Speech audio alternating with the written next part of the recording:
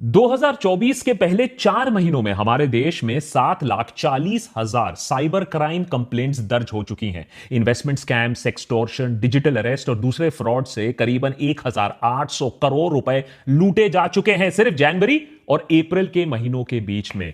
ये सिर्फ ऑफिशियल आंकड़ों की बात कर रहा हूं बाय द वे, जो national cyber crime reporting portal में दर्ज हुई है, जिसे मिनिस्ट्री ऑफ होम अफेयर्स चलाती है। असल में ये ऑनलाइन फ्रॉड की जो समस्या है, इसने एक भीषण रूप धारण कर लिया है और कल आपको या मुझे भी अपने चपेट में ले सकती है। Indian cyber crime coordination centre या I4C के अनुसार मई 2024 में हर दिन 7,000 साइबर क्राइम कंप्लेंट्स रजिस्टर हो रही है। हर दिन 7,000 कंप्लेंट्स। यह आंकड़ा 2021-2023 के तुलना में 113% ज्यादा है।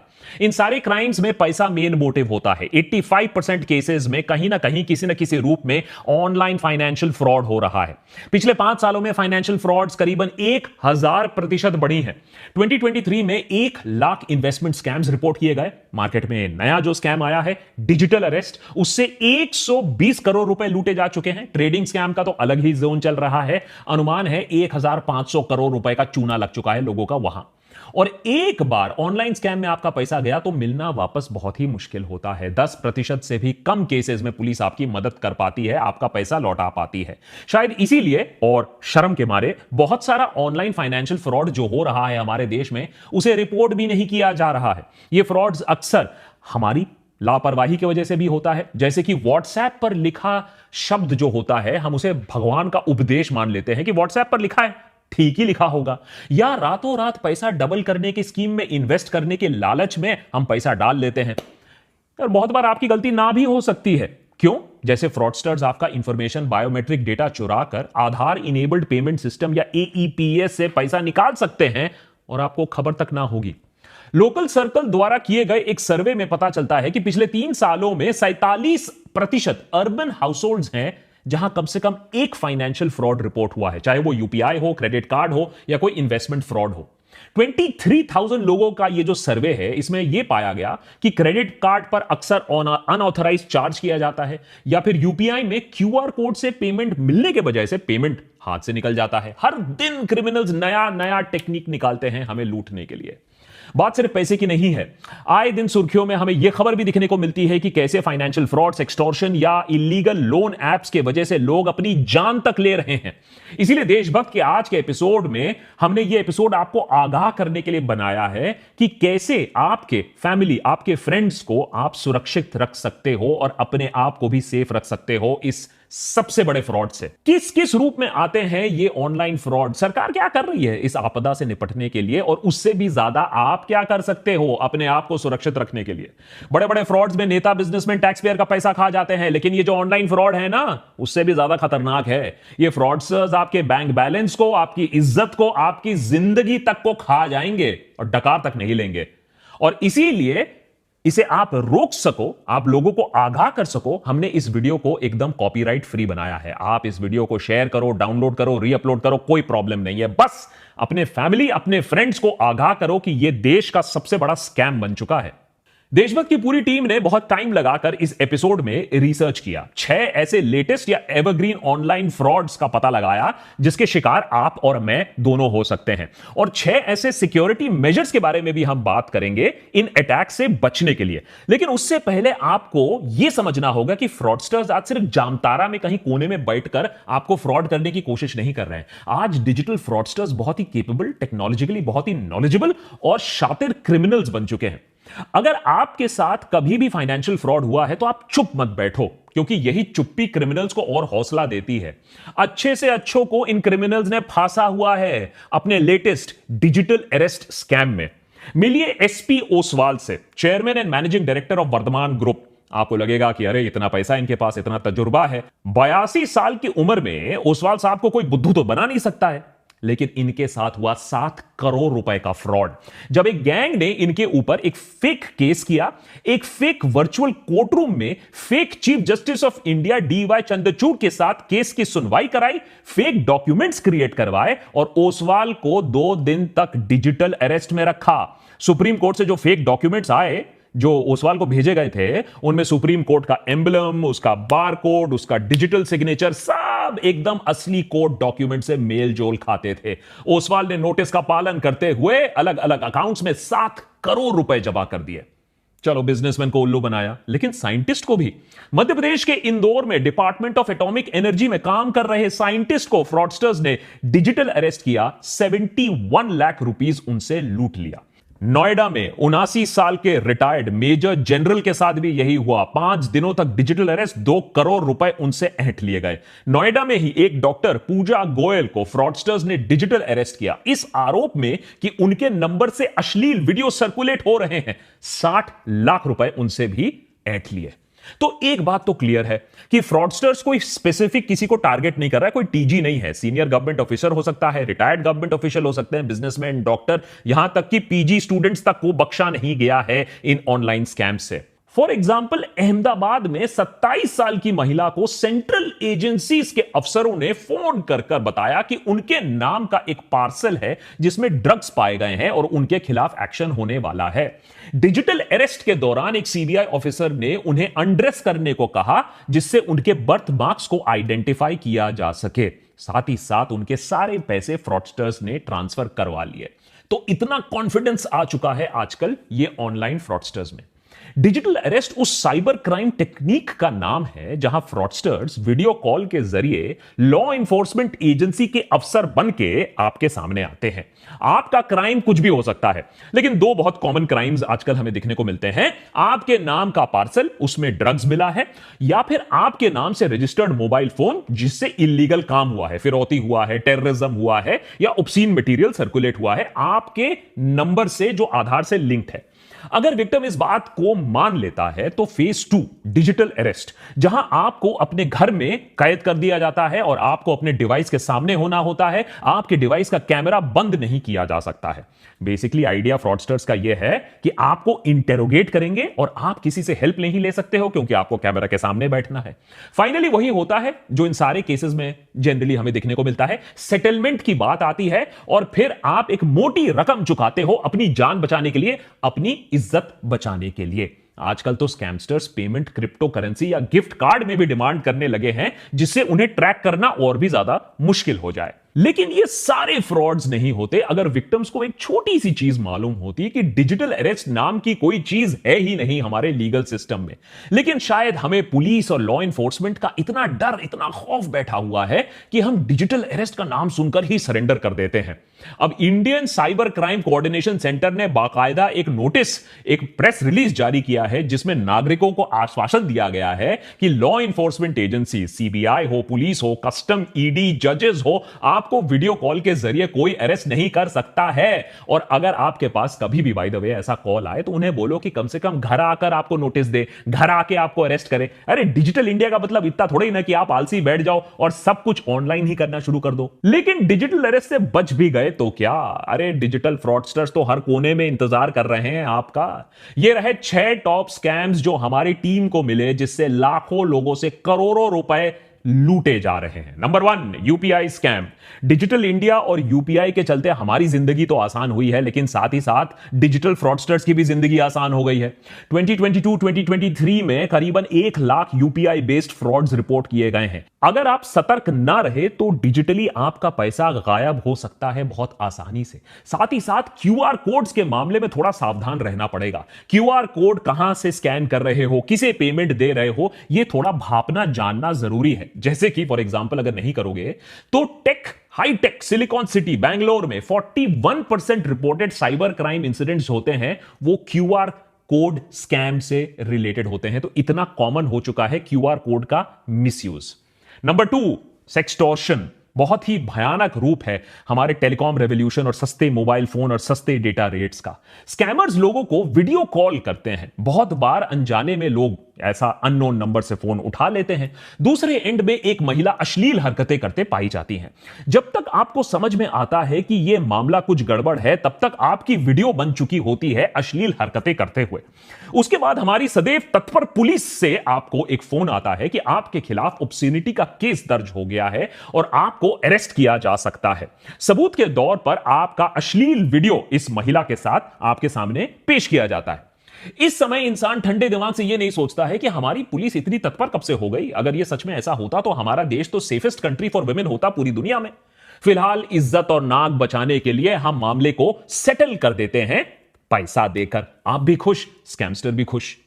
तीसरा बड़ा फ्रॉड, टेलीग्राम फ्रॉड। घर बैठे बैठे पैसा किसको कमाना नहीं अच्छा लगता? क्यों एडिटर है? आजकल एडिटर बोल रहा है कि अरे सीधा फाइल घर ही भेज दो, घर में बैठ के एडिट कर दूंगा, ऑफिस आने की क्या जरूरत है। लेकिन ऐसे स्कीम ना बहुत ही चौंका देने वाले हैं, और ऐसे स्कीम जो ऑफर करते हैं वो फ्रॉड ही होते हैं। पहला होता है व्हाट्सएप पर आपको एक जॉब ऑफर आता है। उसके बाद टेलीग्राम ग्रुप में आपका नाम ऐड कर दिया जाता है, जहां आपको बिग बॉस की तरह अलग अलग टास्क दिए जाते हैं, जैसे सोशल मीडिया प्लेटफॉर्म्स पे जाओ, वीडियो को देखो, व्यूज बढ़ाओ, लाइक करो वीडियोस को। पहले आपको आपके काम के लिए छुट्टर पैसे, थोड़ा बहुत पैसे भी मिल जाएंगे, आपका ट्रस्ट बढ़ जाएगा। फिर किसी कारण हेतु, जैसे कि ट्रेनिंग की है या फिर आपको ज्यादा बिजनेस मिलेगा, उस एक्सक्यूज पे आपको उल्टा पैसा जमा करना होता है। एक बार आपने मोटी रकम जमा की, बंदा गायब आपके पैसे के साथ। नंबर 4, एआई की दुनिया बहुत चकाचौंध है। मानवता एवोल्यूशन की अगली पायदान पर चढ़ रहा है एआई के साथ। क्रिमिनल्स ने बोला हम क्यों पीछे हट जाएं, तो उन्होंने भी एआई की मदद से लोगों को अब गधा बनाना और उनसे पैसा निकालना सीख लिया है। किसी के बेटे का एक्सीडेंट हो गया है, वो हॉस्पिटल से कॉल कर रहा है, पैसे की गुहार लगा रहा है, कैसे मना करोगे आप? किसी की बेटी को पुलिस ने होटल के रूम से नग्न अवस्था में अरेस्ट कर लिया है, और अगर आपको बचाना है अपनी बेटी को तो सेटलमेंट के पैसे निकालो अभी के अभी। आपको उसकी आवाज तक सुनाई दे रही है फोन पर, पीछे मदद मांग रही है वो। अगर वो घर पर बैठकर टीवी ना देख रही होती तो आप बात मान भी लेते, आप पैसे दे भी देते। कुछ लोग बच गए, लेकिन लाखों लोगों, लाखों पेरेंट्स ने, लाखों रिश्तेदारों ने पैसा ऐसे निकाला है। और जो आवाज उन्होंने सुनी होती है, जिस पर विश्वास करके वो पैसे निकालते हैं, वो असली, ऑलमोस्ट असली ही आवाज होती है। सॉफ्टवेयर की मदद से, एआई की मदद से आप आज के डेट में किसी की आवाज को कॉपी कर सकते हो और फिर उस आर्टिफिशियल आवाज से कुछ भी बुलवा सकते हो। मिशन इंपॉसिबल में टॉम क्रूज ये सालों से करते आए हैं, लेकिन अब क्रिमिनल्स रियल लाइफ में ये कर रहे हैं एआई की मदद से, और आपको लूट रहे हैं। Number 5, link based cheating. देखिए, हर स्कैम को एआई की जरूरत नहीं है, कटिंग एज टेक्नोलॉजी की जरूरत नहीं है। कभी कभी हमारी जो कमजोरी होती है, फ्रॉडस्टर्स के लिए सबसे बड़ा वरदान वही होता है, ह्यूमन वीकनेस। जैसे हमारा लालच। सबको चाहिए एक फ्री में प्राइज, और व्हाट्सएप पर जो कुछ आता है वो तो 100% ट्रू होता है। तो व्हाट्सएप पर आ गया एक लिंक, आपने उस लिंक को क्लिक कर लिया और लिंक में मिला आपको एक शानदार प्राइज। फ्री। बस फ्री सुनकर आपकी तो लार टपक गई। अब ये फ्री प्राइस के लिए आपको थोड़े डिटेल्स भरने, आपका एड्रेस भरना है, आपका आईडी प्रूफ भरना है, और कभी कभी प्राइस इतना बड़ा हो सकता है कि उसके लिए आपको अपना सारा बैंक डिटेल भरना हो, थोड़ा टैक्स का पैसा देना हो, शिपिंग का फी भी भरना हो। ये सारा पैसा आपने दिया, प्राइस आपको कभी मिला नहीं, और पैसा जो था वो भी निकल गया। और अगर ज्यादा अनलकी हुए तो बैंक का पासवर्ड भी दे दिया, तो बैंक अकाउंट भी खाली। Number 6, OTP scam. सरकार ने स्कैम्स को रोकने के लिए और आपको बचाने के लिए 2FA बहुत जगह कंपलसरी कर दिया है। 2FA यानी टू फैक्टर ऑथेंटिकेशन, यानी आपके फोन पर ओटीपी के बिना कुछ भी प्रोसेस नहीं होगा। अब फ्रॉडस्टर्स फिर से एक कदम आगे, ओटीपी के पीछे पड़ जाते हैं, उसे निकालकर आपके बैंक अकाउंट, डिजिटल वॉलेट्स और दूसरे सेंसिटिव इंफॉर्मेशन को एक्सेस करने की कोशिश करते हैं।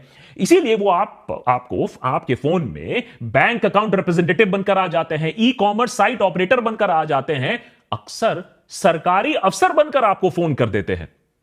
अब आप ये नहीं सोचते हो कि सरकारी दफ्तर में अफसर ना मिला, लेकिन सरकारी अफसर आपको फोन पर आकर आपसे सारी इंफॉर्मेशन ले रहा है? आप भी दे देते हो, हाँ ठीक है सरकारी अफसर है, बिना सोचे समझे आपने ओटीपी दिया और आपके पैसों का हो गया स्वाहा। इन स्कैम से आपका कितना नुकसान हो सकता है, देश के नागरिकों का कितना नुकसान हो सकता है, आप सोच भी नहीं पाओगे। फॉर एग्जाम्पल मैं आपको बताता हूं, 2014 से लेकर 2023 के बीच में इंडियन बैंक्स में 65,000 फ्रॉड केसेस डिटेक्ट किए गए।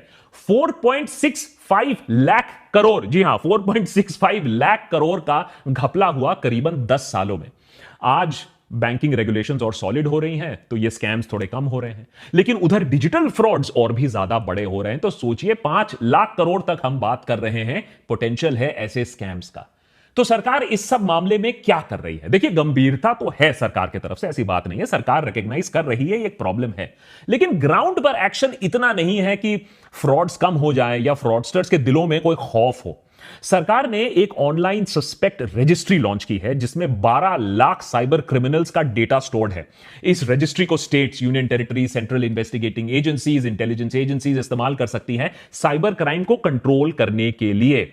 उधर national cyber crime reporting portal NCRP के जरिए साइबर क्राइम रिपोर्टिंग और रेजोल्यूशन को बेहतर बनाने की कोशिश की गई है। एनसीआरपी को अभी हर दिन 67,000 कॉल्स आती हैं साइबर क्राइम रिलेटेड क्वेश्चन से। तो सोचिए, लोगों में भी इतना डर है अभी कि इस हेल्पलाइन में लोग फोन करके पता लगा रहे हैं कि उनके साथ भी फ्रॉड हुआ है या नहीं। और Indian cyber crime coordination centre I4C ने अभी तक 2,800 करोड़ डिफ्रॉडेड मनी है, ये जो स्कैम्स का पैसा है, ये वापस दिया है करीबन 8.5 लाख विक्टिम्स को। तो कहीं ना कहीं एक शुरुआत की गई है, लेकिन इस शुरुआत से ज्यादा कुछ नहीं हो पाएगा जब तक ना आप इसमें साथ दोगे। कैसे? सबसे पहले तो आप एक काम करो, अगर आपके साथ कभी भी साइबर क्राइम हुआ है तो आप इमीडिएटली इसे रिपोर्ट करो। www.cybercrime.gov.in ये एक ऑफिशियल पोर्टल है जहां आप इसको रिपोर्ट कर सकते हो, सरकार आपकी मदद कर सकती है। आप 1930 पर फोन कर सकते हो, नेशनल साइबर क्राइम हेल्पलाइन है।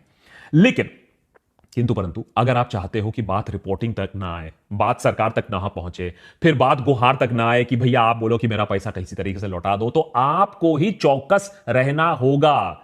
हाल ही में एक खबर वायरल होती है। मुंबई में एक ऑटो में एक पुलिस ऑफिसर घुस आता है सडनली और एक महिला से 50,000 रुपए की मांग करता है। महिला का गुनाह क्या है कि वो ऑटो में बैठकर वेप कर रही थी। देखिए, स्मोकिंग वेपिंग तो वैसे में अच्छी बात नहीं है, लेकिन सवाल यह है कि यह बिना यूनिफॉर्म का ऑफिसर कौन है, 50,000 का डिमांड क्यों कर रहा है। महिला ने सोचा कुछ तो गड़बड़ है, ये ऑफिसर नहीं है। उसने वीडियो बनाना शुरू कर दिया और वीडियो बनते देख पुलिस वाला वो भाग निकला। अब खबर यह आ रही है कि उस पुलिस वाले को अरेस्ट कर लिया गया है जो फेक ऑफिसर था। कहने का मतलब यह है कि आपको प्रोएक्टिव रहना होगा। ये डर के नहीं बैठो कि पुलिस का नाम जैसे ही सुना है रिटर जैसे, हां, डर के नहीं बैठना, आपको डरना नहीं है। 90% केसेस में साइबर फ्रॉड में पैसा वापस नहीं मिलता, याद रखिए। तो डर गए, जो डर गया वो मर गया। हां, अगर बैंकिंग चैनल से पैसा आपका निकलता है तो तुरंत बैंक को जाकर रिपोर्ट करो। अगर बैंक की नेग्लिजेंस की वजह से आपका अकाउंट कॉम्प्रोमाइज हुआ है तो बैंक आपको पूरा पैसा वापस देगी। लेकिन याद रखिए, अगर अनऑथराइज्ड ट्रांजैक्शन 7 दिन बीत चुके हैं और उसके बाद जाकर आपने रिपोर्ट किया तो बैंक की लायबिलिटी काफी कम हो जाती है। फिर बैंक की पॉलिसीज ही काम आएंगी, सरकार आपको वहां मदद नहीं करेगी। तो सबसे पहले तो चौकस रहना होगा ट्रांजैक्शन को लेकर, अगर आपके ऊपर कोई धमक रहा है उसको लेकर। Point number 2, prevention is the best cure. अरे सीधा सीधा प्रिवेंशन करो। Have an apple a day. किसी अननोन मैसेज को मत खोलो, अनसोलिसिटेड लिंक को क्लिक मत करो, अननोन वीडियो कॉल को मत उठाओ, और जो बैंक ट्रांजैक्शंस हैं उन्हें हमेशा डबल चेक करके अप्रूव करो। अगर कंप्यूटर पर एंटीवायरस नहीं है, चलो वहां भी पैसा बचाना चाहते हो कोई बात नहीं, कम से कम अपने बैंक स्टेटमेंट्स को रेगुलर स्कैन करो। हर ट्रांजैक्शन पर एसएमएस अलर्ट लगाओ और ओटीपी 2 फैक्टर ऑथेंटिकेशन के बिना कुछ भी काम नहीं करने का। जो बात व्हाट्सएप पर आपने आज तक नहीं सीखा, कम से कम वो रियल लाइफ में सीख लो कि कोई भी क्यूआर कोड जो आपको दिखता है उसे ब्लाइंडली ट्रस्ट नहीं करने का। कोई भी पेमेंट लिंक जो आपको दिखता है उसे ब्लाइंडली पे नहीं करने का। किसी भी पेमेंट जहां दे रहे हो, देखो किस गेटवे को इस्तेमाल कर रहे हो, किस सॉफ्टवेयर को इस्तेमाल कर रहे हो, और मल्टी फैक्टर ऑथेंटिकेशन का आप इस्तेमाल करो। जैसे कि आप में क्रेडिट कार्ड में भी अगर ओटीपी है तो उसको इनेबल करो। और जो ट्रस्ट का फैक्टर है ना, इतना भी ट्रस्ट मत करो। हर अननोन नंबर को उठाने की जरूरत नहीं है। आपकी कॉलेज की गर्लफ्रेंड को अगर आपसे पैचअप करना होगा तो कोई और तरीका उसको मिल जाएगा। हर कॉल उठाने की जरूरत नहीं है। उठाओगे तो फिर आपका भी डिजिटल अरेस्ट हो जाएगा। और अगर पार्सल में ड्रग्स निकले तो इमीडिएटली फोन काटो और जिस कंपनी से वो फोन आया था ड्रग वाला, उस पार्सल कंपनी को खुद फोन करो और पता लगाओ कि कहां भैया तुम्हारा थाईलैंड में ड्रग पकड़ा गया है। सरकार इतने सालों से हर चीज के लिए आधार मांगती आई है। बर्थ से लेकर डेथ सर्टिफिकेट के लिए, बैंक अकाउंट खोलने से टॉयलेट जाने के लिए आधार की जरूरत होती थी। लेकिन अब नया फॉर्मूला यह है कि आपको अपना आधार नहीं दिखाना है। जी हां, पहले दिखाना था, अब आपको नहीं दिखाना है, क्योंकि आपका आधार नंबर से ही आपके ऊपर फ्रॉड हो सकता है। तो जितना अपना डेटा प्रोटेक्ट कर सको उतना डेटा प्रोटेक्ट करके रखो। और जितना अपना पर्सनल इंफॉर्मेशन है, अपना फैमिली इंफॉर्मेशन है, हर चीज इंस्टाग्राम पे डालने की जरूरत नहीं है। थोड़ा सा अपने जो प्राइवेट इंफॉर्मेशन है उसे कंट्रोल में रखो, क्योंकि फ्रॉडस्टर्स ये भी देख रहे हैं कि आपका बेटा कब बाहर जा रहा है, कब छुट्टी पे जा रहा है, और फिर आपके पास आएगा पुलिस से फोन। नंबर 4, थोड़ा सा अवेयर होने की जरूरत है। मुश्किल है, लेकिन अगर बिग बॉस के घर में क्या हो रहा है ये आपको खबर है, तो टेक्नोलॉजी की दुनिया में भी क्या हो रहा है उसी खबर आपको रखनी पड़ेगी। प्रॉब्लम यह है कि हर दिन फ्रॉडस्टर्स नए नए तरीके खोज रहे हैं। अब हमें तो अपडेटेड रहना होगा। For example, SIM swap scam, ये क्या होता है? इससे हैकर्स आपके सिम को रिमोटली डुप्लीकेट कर सकते हैं और आपका सारा इंफॉर्मेशन चुरा सकते हैं। इसीलिए रेगुलर पासवर्ड चेंज करना भी एक वाइटल सिक्योरिटी टूल है। ओटीपी स्कैम से भी जरूर आपको बचना चाहिए कि ये जो आपका जो पर्सनल फाइनेंशियल डिटेल है कभी फोन पर नहीं शेयर करना। कोई अगर आपको कॉल कर रहा है, मैसेज कर रहा है, अपने बैंक का ऑफिशियल बोल रहा है, सरकारी ऑफिशियल बोल रहा है, तो ऑफिशियल चैनल के थ्रू जाओ, ऑफिशियल वेबसाइट के थ्रू जाओ। फोन पर जो बोल रहा है उसे मत बिलीव करो और कभी भी अपना ओटीपी किसी को मत दो।